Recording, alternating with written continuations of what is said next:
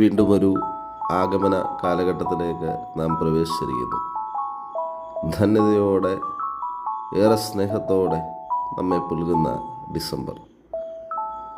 മത്തായി എഴുതിയ സുവിശേഷത്തിലും ലൂക്കോസ് എഴുതിയ സുവിശേഷത്തിലും യേശു കർത്താവിൻ്റെ വംശാവലിയെപ്പറ്റി ഏറെ ഭംഗിയായി ചിട്ടയോടെ സുവിശേഷകർ രേഖപ്പെടുത്തുന്നു.